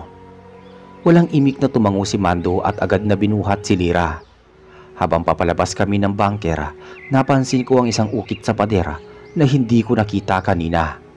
Isang malaking bilog, may mata sa gitna at sa ilalim nito ay may salitang hindi ko maintindihan. Pare, bilisan na natin, sabi ni Mando. Teka, sandali lang. Sagot ko naman. Lumapit ako sa ukit at inilapit ang kwintas na iniwan ng nanay ko. Sa hindi ko inaasahan, kumislap ang bato ng kwintas at nagliwanag ang ukit. Biglang nagbukas ang maliit na bahagi ng padera. May nilalaman. Isang lumang kahon na yari sa kahoy na itima. May balot ng telang pula at kinuha ko yun at saka kami mabilis na lumabas ng bangkera. Kinabukasan, nagising si Lira sa loob ng bahay ni Tata Isko. Doon kami pansamantalang naglagi habang nagpapagaling. Elijyo, mahina niyang bulong. Ayos lang, ligtas ka na. Sagot ko habang nilalagyan ko ng langis ang mga sugat niya. Ano yun? Yung nakita mo sa bangkera? Tanong ni Lira habang tinuturo ang kahon sa mesa. Inuukit sa pader, parang proteksyon o lihim. Hindi ko pa nabubuksan, sabi ko sa kanya. Biglang dumating si Tata Isko. May dalang pinaghalong dahon at pulbos. Yung kahon na yan, hindi basta-basta binubuksan. May selyo yan ng gabunan. Kapag mali ang pagbukas, pwedeng bitawan ng sumpa. Paano natin malalaman kung ligtas? Kailangan natin ng orasyon at dugo ng taong may lahing gabunan. At ikaw ang meron nun, Elijyo, sabi ni Tata Isko. Walang tanong lumapit ako at pinisil ang hintuturo ko hanggang tumulo ang dugo. Tumulo ito sa ibabaw ng kahon at agad itong kumislap. Unti-unti itong bumukas. Sa loob ay may isang lumang papel, isang pirasong bato na itim na parang obsidian, at isang panyo na may simbolo ng araw at buwan at pati ng mata. Yan ang tanda ng huling tagapagbantay ng gabi. Bulong ni Tata Isko. Anong ibig sabihin nito? Tanong ko. Tapos na si Kalisto, pero ang sumpa ng gabunan buhay pa. Ang mga itlog na naiwan niya, pwedeng lumaki at maging bago. At ikaw na ang tanging may kakayahang hanapin at wakasan ang mga natirang binhi. Humigpit ang hawak ko sa panyo. Meron pa pala akong obligasyon. Makalipas ang ilang linggo, bumalik sa normal lang takbo ng baryo, pero hindi pa rin ako nakakatulog ng mahimbing. Sa tuwing lumalalim ang gabi, nararamdaman ko pa rin ang kirot sa aking dibdiba. Hindi dahil sa tugat, kundi dahil sa bigat ng katotohanang hindi pa tapos ang laban. Isang gabi, habang nagbabantay ako sa gilid ng taniman, narinig ko ang huni ng ibon na hindi pangkaraniwan. Sunod-sunod, parang tinatawag ako. Lumapit ako sa puno ng mangga sa dulo ng sakahan. Doon ko nakita ang isa sa mga itlog. Maitim, parang basang putik at may maliit na galaw sa loob. Mabilis akong lumapit at ibinao ng kutsilyo ko. Isa na naman, bulong ko sa aking sarili. Pag uwi ko, sinalubong ako ni Lira sa harap ng bahay ni Tata Isko. May nakita rin akong isa sa may ilog. Marami pa sila. Alam ko, sagot ko naman. Lumapit siya at iniabot ang isang bagong kwintas na gawa sa kahoy. May ukit din ng mata. Galing kay Tata Isko, pampalakas at proteksyon. Pero hindi para sa iyo lang, para sa ating lahat. Dahil sa laban na to, hindi ka nag-iisa. Sabi ni Lira. Napatingin ako kay Lira. Napansin ko ang lalim ng pagod sa kanyang mga mata, pero hindi siya natatakot. Dumating si Mando, bitbit ang dalawang itim na itlog sa may sako. Nakita ko to sa ilalim ng kubo ni Mang Cardo. Unti-unti na silang kumakalat. Hindi lang tayo ang target nila.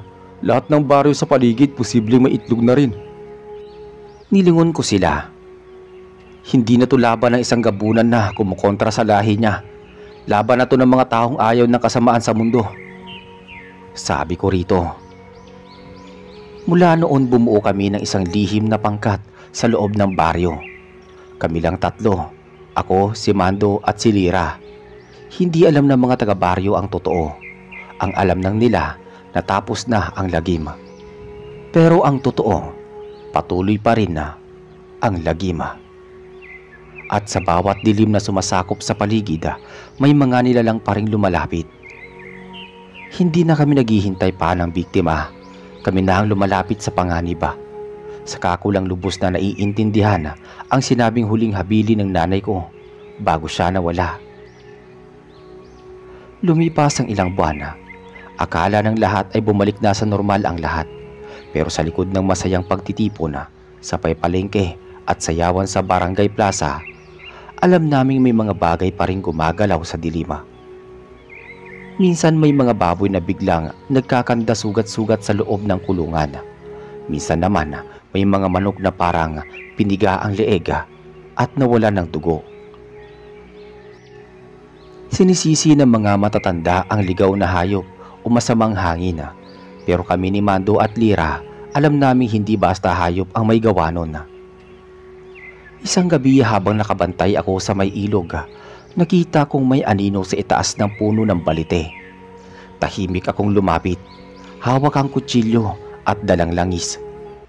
Tinitigan ko yung anino, humakbang ako paakyat sa ugat ng puno. Doon ko siya nakita.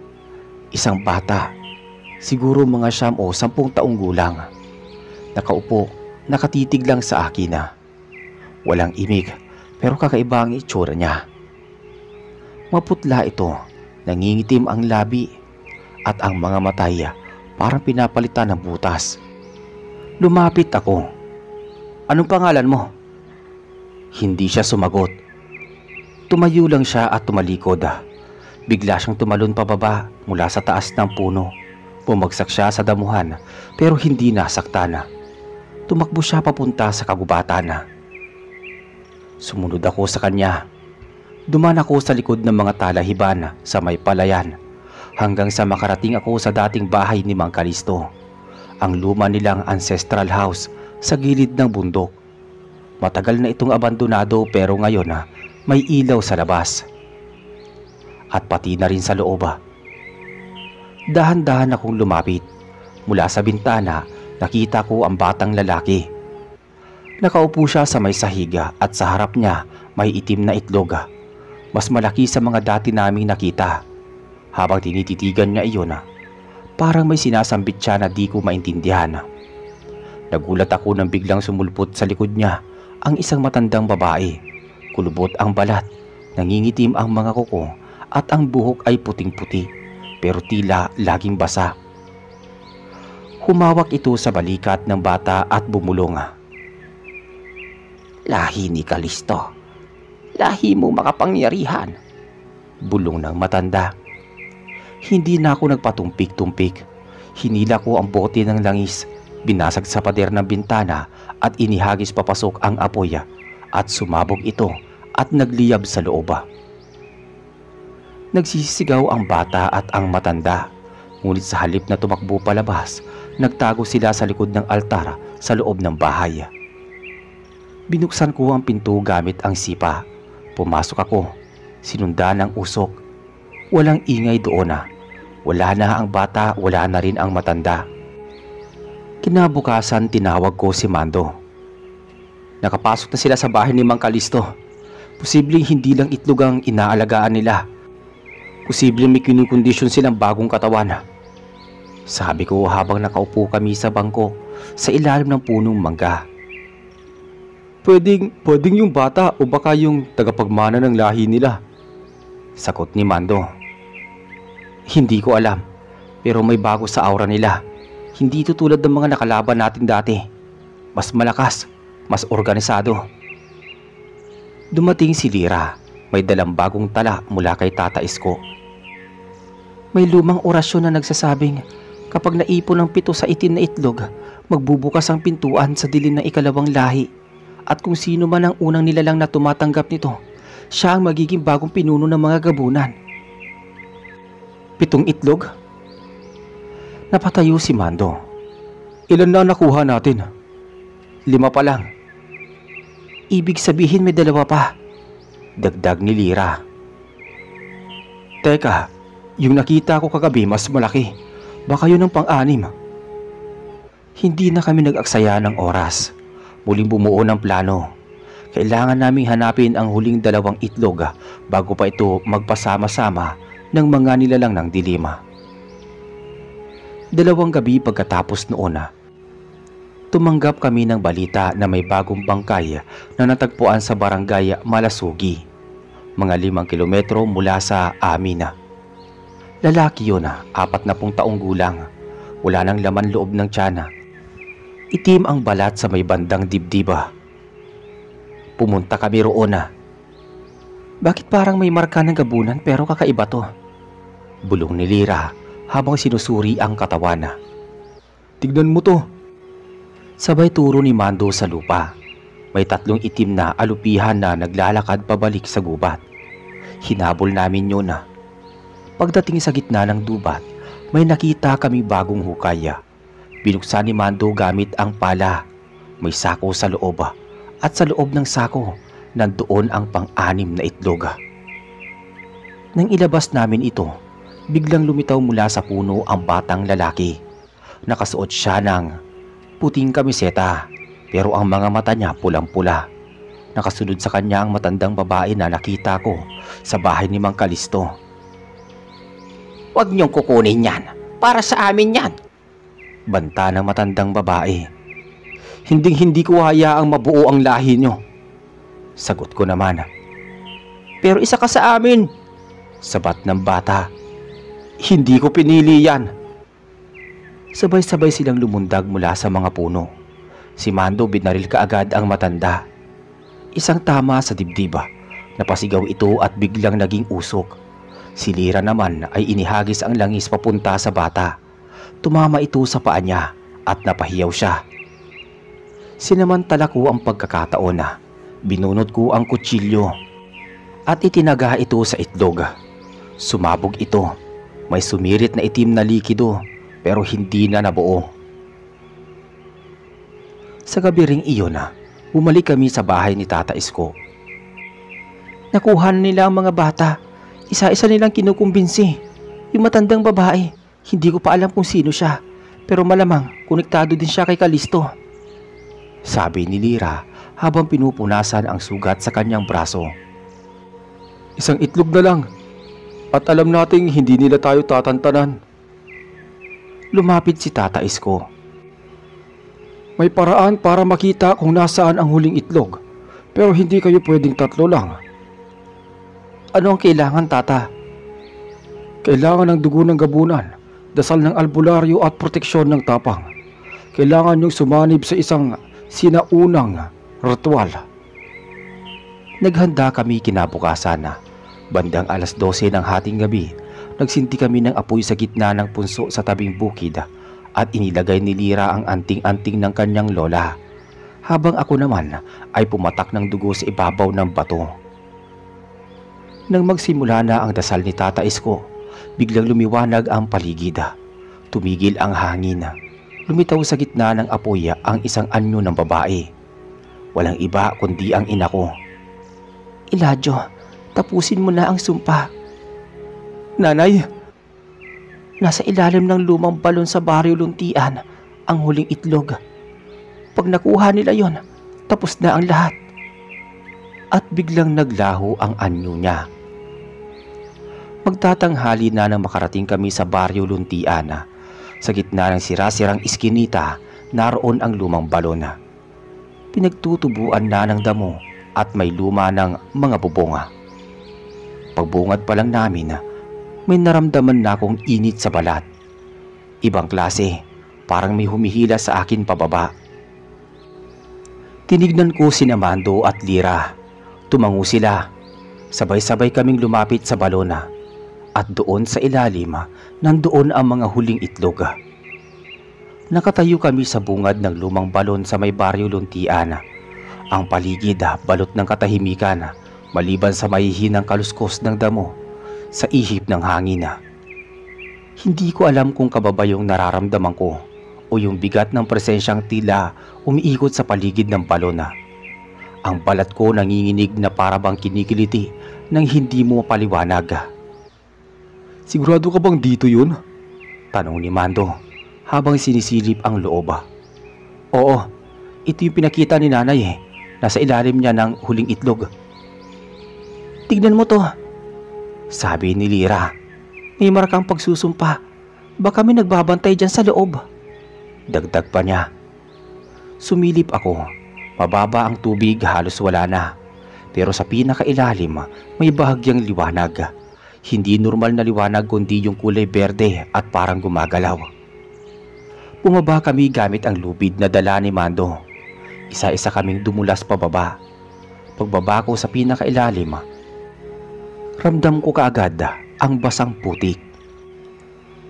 Doon ko nakita sa isang bahagi ng balon nakapatong sa batong bilog ang huling itlog. Nangingintab, nangingitim at tila humihinga. Yan na yun? Sabi ni Lira habang sinisindihan ang kandilang may langis na dalang orasyon. Lumapit ako dahan-dahan. Inilabas ko ang kutsilyo ng araw at buwan. Bago ko pa maabot ang itlog, may narinig kami matinis na huni mula sa taas. Lumingon kami. Sa gilid ng balon may nakasilip. Isang lalaki. At ang batang may pulang mata kasama ang matandang babae. Hawak niya ang isang lumang itak na kulay abo. Hindi mo pwedeng kunin yan. Hindi mo pwedeng sirain yan. Amin yan. Buo na ang 7, huli ka na. Sigaw ng bata. Bigla siyang tumalon pababa. Ang bilis ng bagsak niya. Parang hindi na siya tao. Ibang bata ito. Sumabay ang matanda pero sa ere pa lang, sinalubong na sila ni Mando ng 2 bala. Tumama ang isa sa balikat ng matanda, kaya't napahiyaw ito pero hindi siya bumagsak. Sa halip, bigla siyang nagbago ng anyo. Naging malaking nilalang na kalahating babae, kalahating ahas. Diyos ko! Bulong ni Lira. Ako naman agad na sumugod sa itlog. Kailangan ko na itong sirain bago pa nila maagaw. Pero huli na. Hawak na ng bata ang itlog. Pulang-pula ang mata niya at punong-puno ng galit. Galit na nauuhaw sa kapangyarihan. "Hindi mo ako mapipigilan," sabi niya. "Hindi mo alam ang pinapasok mo, bata. Pag pinagsama-sama mo ang 7, hindi lang gabunan ang lalabas. Baka pati yung mas malalim pa sa kanila magigising." "Pero bakit mo sinabing kumpleto ang 7? Sinira ko na yung isa." "Gusto ko yon. Mas malakas, mas matatag. Lahat kayo magiging isa sa amin. At hindi ko sasabihin sa'yo kung bakit naging 7 ulit ang lahat ng itlog kahit sinira mo na yung isa." Naglakad siya papalapit sa altara ng lumang balon. Itinaas niya ang itlog. "Kung mahal mo pa ang sangkatauhan, ibaba mo yan." Pero hindi siya nakinig.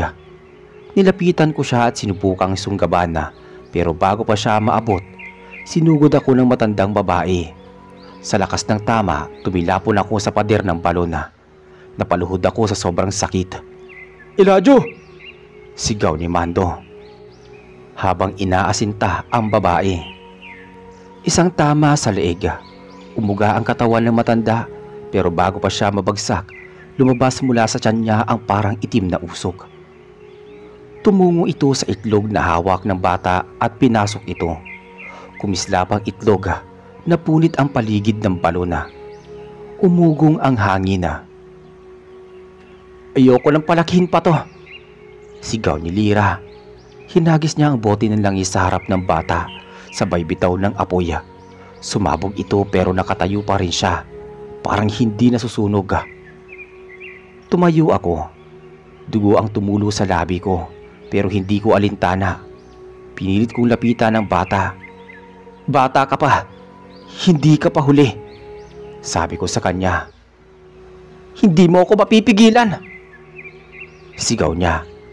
Itinaas ang itlog, pero bago niya ito maibagsak sa altara, tumalon ako at buong lakas na tinaga gamit ang kutsilyo, ang kamay niyang may hawak. Tumilapo ng itlog, bumagsak sa gitna ng apoy. Malakas ang pagsabog. Nagdilim ang paligid. Nang gumising ako, wala na kami sa ilalim ng balon. Nasa gilid na kami ng itlog.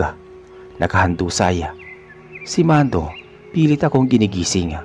Si Lira duguan ang braso pero buhay pa naman. "Nabuhay tayo?" tanong ko. Tumango si Lira. "Naubos sila. Lahat ng gabunan sa paligid wala na." Tinignan ko ang langit. Muli kong nakita ang liwanag ng buwan. Malinaw, walang usok, at walang kadiliman. "Tuluyan na ba sila napuksa?" sabi ni Mando. "Hindi natin alam, pero sa ngayon, tahimik na." Simula noon, hindi na muling nagkaroon ng pagkawala sa mga baryo sa paligid. Ang mga hayop ligtas, ang mga tao muling naging abala sa kanilang araw-araw na gawain. Wala nang gumagala sa gabi, wala nang umiiyak sa madilim na eskinita. Pero sa tuwing sumasapit ang dilim, hindi ko maiwasang maging mapagmatsyag. Kahit pa sinabi nilang tapos na, alam kong ang mga nilalang na minsang gumalaw sa gabi, kaya nilang bumalik kahit hindi ako huminto sa pagbabantay. Naging bantay ako ng gabi, hindi dahil gusto ko, kundi dahil kailangan. Ang dugong nananalaytay sa akin ay bahagi ng kadiliman, pero pinili kong maging ilaw para sa iba. Ako si Elijah Requinto, isa kong gabunan, pero hindi ako halimaw. Ako ang tagapagbantay ng gabi.